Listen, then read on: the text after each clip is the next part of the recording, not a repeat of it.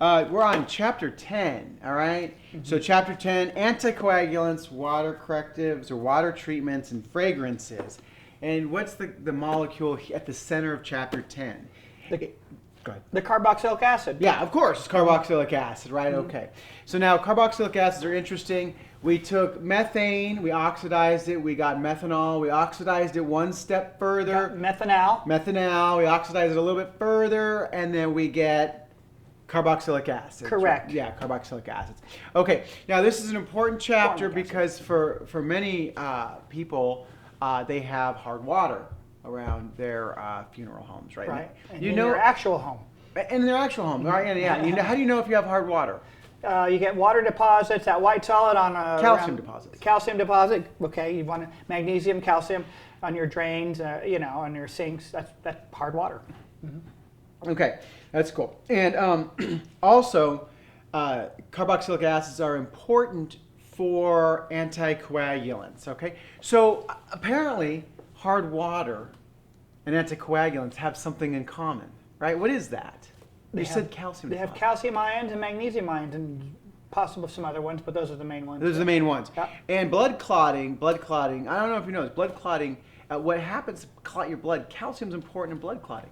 Right, Yeah. right, yeah. Okay, cool. Okay, so I guess we're going to turn this carboxylic acid chapter into basically nothing in minutes. You know? I hope so. That's the goal. I hope so. So now a really key characteristic of calcium, where it sits on the periodic table, is in what column? I know. You're going to answer? I know. I know. The second column. It's in the second column. It is in the second column. That's where it is. I wasn't. We neither one of us. Okay, cool. But what does that mean? What charge does it have on it? It has calcium has a +2 charge. +2 charge, right? Okay, so we need. Can you draw calcium? Just the Ca thing. Pen guy. Okay, Ca thing. Draw calcium draw 2 charges on it. Just draw the charge of 2. If you see it out in the world, you probably see something that looks like that. Or, and this is how I imagine it, Robert. This is what I do. Check this out. I do it similar to that, but I draw it like this. I draw calcium, and it's got these 2 positive signs on it like that, like 2 hands, right? Okay, that's good. Yeah. And so what that's going to tend to do, whenever you see a red blood cell, they draw it like a little disc like this, with a little beep in it like that, right? Okay. And so what this calcium molecule is going to do is it's going to bind to 2 red blood cells like that.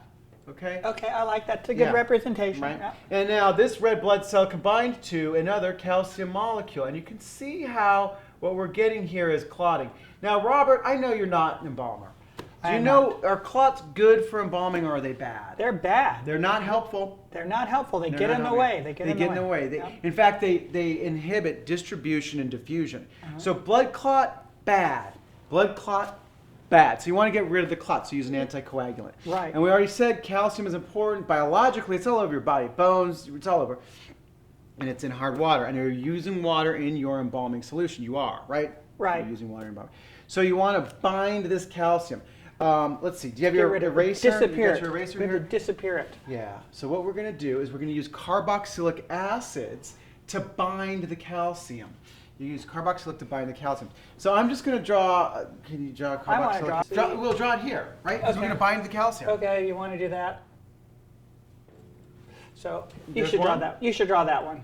You're over there. We've got it over here. OH like that. Now I messed it up, didn't I? All right. So this carboxylic acid will bind here. Oh, we wanted to get rid of that. Right. Shouldn't we say what a carboxylic acid is first? Say it. So carboxylic acid has this structure. Double bond O minus H plus. That is the acid group. That's an acidic proton. That's the carboxylic acid. And what is this carbon double bond to the oxygen? It's carbonyl. It's a carbonyl group. So you've seen that already. We've talked about this already. Okay.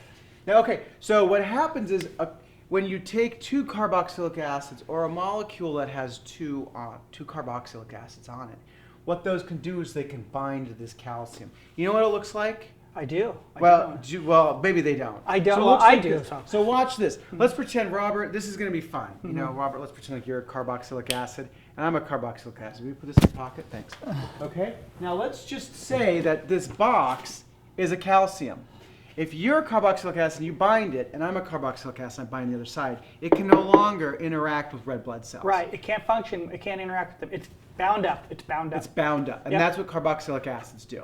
Yep. That's Yep. what they do. Mhm. That's what they do. So that's how they block hard water, and that's how they stop blood clots. That's an anticoagulant. I mean, that's That's it. That's chapter 10, right?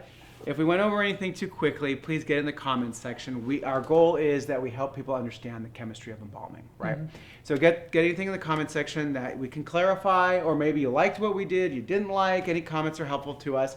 Like and follow is also helpful. Comment. Ask questions. We'll respond.